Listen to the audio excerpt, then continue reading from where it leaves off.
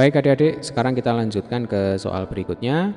Akan tapi ini masih berhubungan dengan listrik statis ya, fisika SMA kelas 12. Dua buah muatan masing-masing 1 mikrokolom dan 4 mikrokolom terpisah pada jarak 10 cm pada gambar ini ya. Tentukan letak titik yang memiliki kuat medan listrik sama dengan 0. Jadi Q1-nya positif, sementara Q2-nya negatif. Nah, medan listrik yang dihasilkan oleh muatan positif masih ingat ya. Ini berarti memancar ya keluar dari muatan. Nah, seperti ini. Ini adalah gambaran dari medan listrik yang dihasilkan oleh muatan positif. Sebaliknya kalau muatan negatif, maka nanti arah medan listriknya itu masuk ya, seperti ini ya. Nah, ini adalah gambaran dari medan listrik yang dihasilkan oleh muatan negatif. Nah, di soal ini kita diminta untuk menentukan letak titik yang memiliki kuat medan listrik sama dengan 0. Nah, kemungkinannya itu di sebelah kiri Q1 ya, di sebelah sini, atau di sebelah kanannya Q2 ya, ini kemungkinan yang kedua. Tidak mungkin titik tersebut itu terletak antara Q1 dan Q2 ya, tidak mungkin di sini. Jadi kalau muatannya berlawanan jenis seperti ini, letak titik yang memiliki kuat medan listrik sama dengan 0, kemungkinan yang pertama itu ada di sebelah kirinya Q1. Kemungkinan yang kedua ada di sebelah kanannya Q2. Tidak mungkin di antara Q1 dan Q2. Nah, mengapa? Coba perhatikan ya. Kalau kita misalkan ya, di titik ini akan timbul medan listrik akibat Q1 dan Q2 ya. Akibat Q1 nanti medan listrik yang timbul itu adalah ke kanan. Nah, ini E1. Perhatikan kalau positif berarti dia harus keluar ya, memancar. Ini positif berarti dia harus keluar. Berarti arahnya ke kanan. Ini adalah E1. Nah, demikian juga di sini ada Q2. Q2 ini muatannya negatif, berarti di titik ini juga akan timbul medan listrik yang arahnya ke kanan ya. Mengapa ke kanan? Karena Q2 negatif. Kalau negatif, arah medan listriknya adalah menuju ke muatan itu sendiri. Berarti di sini nanti ada E1 dan ada E2. Nah, sehingga sampai kapanpun di antara Q1 dan Q2 besar kuat medan listriknya tidak mungkin sama dengan 0 ya, karena mereka searah. Jadi E1 searah dengan E2. Nah, sebaliknya jika di sini ya, nanti pada titik ini akibat muatan Q1 itu akan timbul medan listrik ya, arahnya adalah ke kiri ya. Nah, ini memancar. Kalau memancar berarti keluar ya, keluar menjauhi muatan. Ini E1 ya. Akibat muatan Q2 di titik ini itu akan menyebabkan timbul medan listrik yang arahnya ke kiri, ke kanan ya, masuk ke Q2. Nah, ini E2. Kalau nanti E1 sama dengan E2, maka kita katakan titik ini kuat medan listriknya sama dengan 0. Jelas ya sampai sini ya. Nah, sebenarnya ini adalah kemungkinan yang pertama. Karena di kemungkinan yang kedua ini juga berlaku hal yang sama ya. Jadi di titik ini akibat muatan Q1 itu akan muncul medan listrik yang arahnya ke kanan.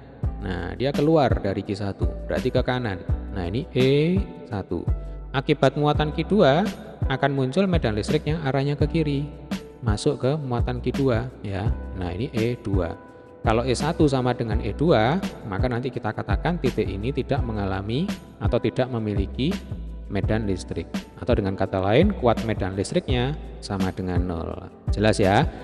Jadi prinsipnya kalau muatannya itu berlawanan jenis seperti ini, maka letak titik yang memiliki kuat medan listrik itu ada di perpanjangan jarak atau perpanjangan garis yang menghubungkan antara Q1 dan Q2 ya, tidak mungkin di antaranya. Nah, lain kalau misalkan muatannya sejenis ya, positif dengan positif, kemudian negatif dengan negatif.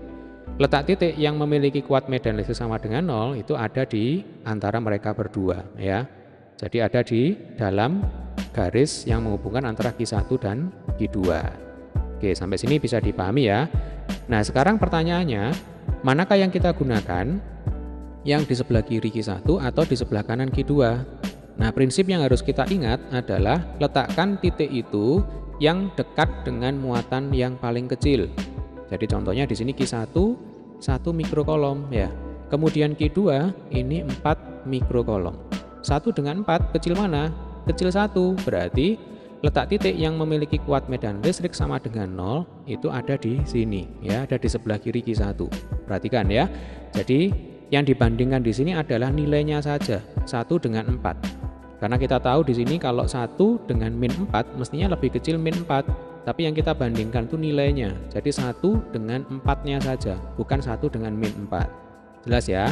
Jadi nanti letak titik yang kuat medan listriknya sama dengan 0 itu ada di sini. Nah, kita misalkan ini jaraknya adalah X terhadap I1, berarti nanti terhadap I2 jaraknya adalah 10 ditambah X. Nah, syaratnya E1 sama dengan E2. Berarti E1 sama dengan E2. Masih ingat ya, rumus untuk menghitung kuat medan listrik. Jadi kuat medan listrik E itu sama dengan K Q per R kuadrat. Nah, kita akan gunakan rumus ini ya untuk menghitung E1 dan E2. Berarti E1 sama dengan K kali Q1, langsung saja ya. Kita masukkan jaraknya di sini, R itu jarak. E1 K Q1 per R1 kuadrat. R1 berarti jarak antara titik yang kita amati ke muatan Q1. Berarti di sini X ya. Berarti K Q1 per X kuadrat. Sama dengan E2 berarti K Q2 per 10 ditambah X kuadrat. Ya. Ini 10, ini X, berarti totalnya 10 ditambah X, kita kuadratkan. Yang bisa kita coret ya, berarti ini K-nya bisa kita coret. Kemudian Q1 dan Q2, nah ini tidak bisa kita coret ya, 1 dan 4, ini tidak bisa kita coret. Berarti ini 1 per X kuadrat sama dengan 4 per 10 plus X dikuadratkan. Nah, tujuan kita itu kan sebenarnya menghitung X.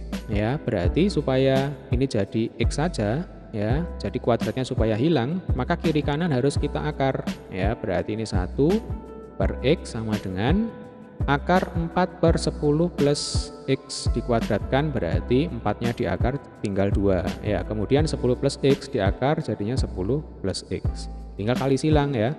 Berarti 10 ditambah X sama dengan 2X.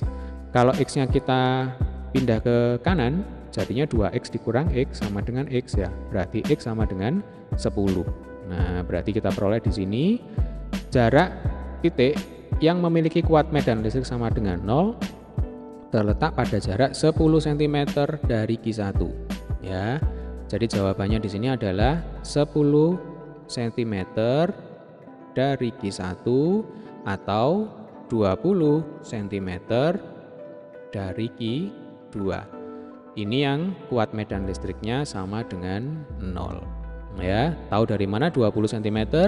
Ya tinggal kita masukkan. Kalau ini 10 cm, kemudian X-nya 10 cm, logikanya 10 ditambah 10 sama dengan 20 cm. Tergantung nanti di pilihan ganda ya. Kalau ini soal pilihan ganda, tentu adik-adik harus lihat dulu yang ditanyakan di pilihan itu ya, itu dari Q1 atau dari Q2. Kalau dari Q1 jawabannya ya 10 cm. Kalau dari Q2 ya jawabannya pilih yang 20 cm. Sampai sini bisa dipahami ya. Baik adik-adik, jika ada pertanyaan silakan tulis di kolom komentar. Kemudian bagi adik-adik yang belum subscribe channel ini, silakan tekan tombol subscribe dan jangan lupa klik like dan share juga. Terima kasih, sampai ketemu di video pembahasan soal selanjutnya.